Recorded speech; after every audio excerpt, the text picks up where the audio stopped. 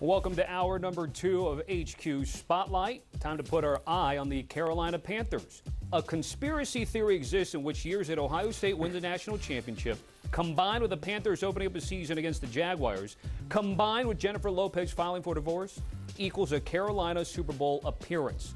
So that's 2003, 15, and 25. Here's Panthers wideout Adam Thielen, sick of being below average. For a bunch of guys that want it, and I think guys are finally sick of being the same old Carolina Panthers. I think we want to get back to what they did here in the past in 2015 and some of those other years when they had deep playoff runs and had the crowd involved and the city hyped up. We haven't had that, and I think that just shows that guys are kind of sick and tired of the same old.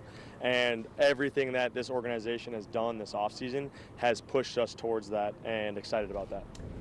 Hey there, folks. I'm Tommy Tran, taking over for Haley Sutton, now joined by Kyle Long and Ryan Wilson to talk Carolina Panthers. Kyle, I'm going to give you first word because you played this game. Thoughts on Thielen's comments, and also when something like the Ohio State J-Lo schedule thing comes across, do players actually acknowledge this, especially maybe a franchise that's looking for success? I would say players definitely do not acknowledge this kind of thing. And I would just say I'm interested to see the Venn diagram, the cross-section, what shared subreddits this conspiracy theorist who came up with this has. Maybe Flat Earth isn't another one of his subreddits or her subreddits that they posted this. But as it pertains to what Thielen was talking about, I experienced that in Chicago. When I got drafted in 2013, it was on the heels of a very successful Chicago Bears dynasty, I'll call it, where they were in championship games, deep playoff runs. The city rallied around the football team. They had an identity. We had to reinvent that in 2013. Obviously, it's still being reinvented in Chicago, but Thielen wants that to be nipped in the bud, and they think that they've got the right talent in the building to be able to take the next step. I love the veteran leadership from him and him being so honest in the media. Yeah, the funny thing, Kyle and Tommy, is that I didn't realize that. I think it was Ben Affleck and J-Lo were the ones that are back together again and getting divorced. So that wasn't even on my radar. And I was just explaining to Kyle that I'm so out of the loop in terms of pop culture references as an old father that you guys will be there in 10 years or so. So there's something to look forward to there. But I think Kyle's larger point is the important one, and one that Adam Thielen underlined, is that it isn't about the outside noise, especially when you've been historically bad the last 2 seasons. They won 2 games.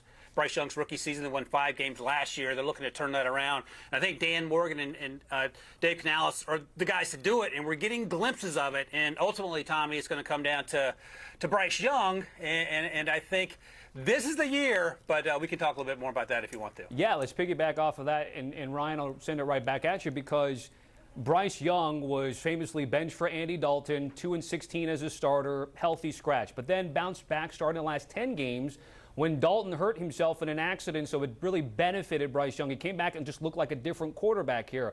How much do you think that carries over into 2025? Yeah, and I want to hear what Kyle thinks about this as well, because I thought week 2 last season when they benched Bryce, that was it. Bryce was going to get traded, maybe to the Dolphins, and have to revitalize his career in one of those Kyle Shanahan / Mike McDaniel offenses and do it as a backup initially.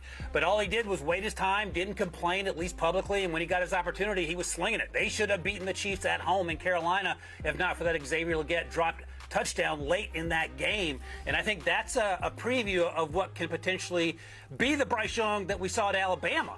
And, 5'10", 175, whatever he weighs, he is not your typical franchise quarterback coming off the assembly line. But we saw what he could do down the stretch, and I think there's an opportunity for this team, if not this year, maybe a year from now, to be a legit playoff contender. They have a couple more holes to fill. I want to see what Bryce Young does over the course of a full season.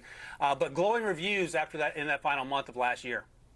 Yeah, as well as a lot of my colleagues, I was very hard on Bryce Young. And then obviously he's been given the opportunity to go and prove himself again, almost a renaissance of sorts with that break, Andy Dalton stepping in, then Bryce Young comes back in, and it's obvious that Bryce Young is the guy for the future of the Carolina Panthers. And you said it, 2 wins. I think it's 5 wins. We're going to get to what we think they're going to do this season. But I think it's that steady increase of dosage in terms of winning year over year. And they're really trying to build a bully. And I like that you pointed out Dave Canales. I think he's a guy that instills confidence in this team, and I'm looking forward to watching the Panthers work this year under Bryce Young. If we get to building blocks for this year's Panthers team, Ryan, what was the biggest offseason addition in your eyes? Well, as the local draft person here, Tommy, I got to go with their first-round pick, Tedderell McMillan. I mentioned Xavier Legette, last year's first-round pick. They're going to keep doubling down on these playmakers until they get it right.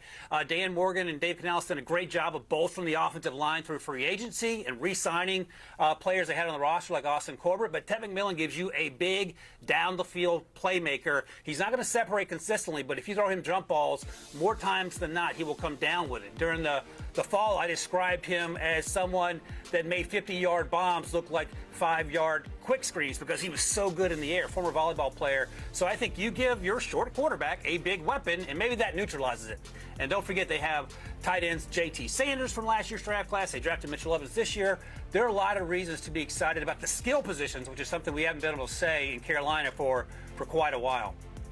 You know what, you're talking about the skill position, big number 4 there. You can see him looking crispy in his routes here in the spring and summer in Carolina. I know they're very excited about having him. So is Bryce Young. But I think on the defensive side of the ball, you got to take a look at the safety position and who they added in free agency. Trayvon Moore got a Las Vegas Raiders, a guy who can really do everything on the back end. Obviously, they got some really good guys at the corner position, but at that safety spot, you're going to need somebody who can threaten from everywhere. Moore can do that. Obviously, with some pieces missing in the middle, which we'll get to, you're going to need guys to strengthen that chain between back end and the front end of the defense. They added some pieces on the defensive line as well, but I think Morig was the one that excites me the most. In terms of losses, you guys both went with Shaq Thompson. So, Kyle, I'm just going to give you the reasons why you think the linebacker loss was so big for Carolina.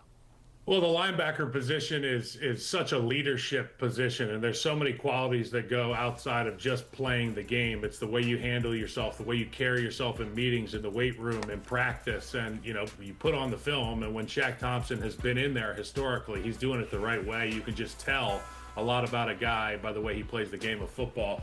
Without a guy with the C on his chest in the middle of the field, it changes the identity of the defense a lot. I'm excited to see who steps up and takes on that vocal leadership role for the Carolina Panthers on defense. And you guys both went 7-10 in terms of schedule predictions for this Panther team. So, Ryan, you get to say why 7-10 is what we're going to see at the end of the day.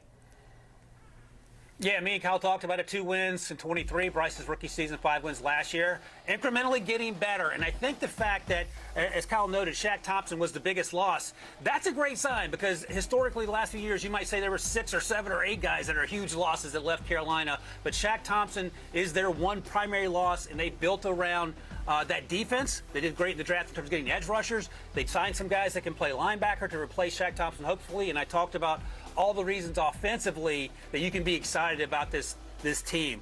The only concern is the teams I have them beating in particular all had losing records last year except for the Seahawks, and the Seahawks have a new quarterback. 3 of those 7 wins I have being inside the division. So it's a tough schedule, but I think 7 wins is a great starting point as you try to turn the page on bad Panthers football and trying to get back to the playoffs. All right, Ryan Wilson and Kyle Long with a look at the Carolina Panthers. Guys certainly appreciate it. Both guys going 7-10. Here's what Sportsline says about Carolina. 5.3 victories for this team. Vegas thinks their win total set at 6.5 with over juiced to -140. Just a 3% though playoff percentage chance for this team.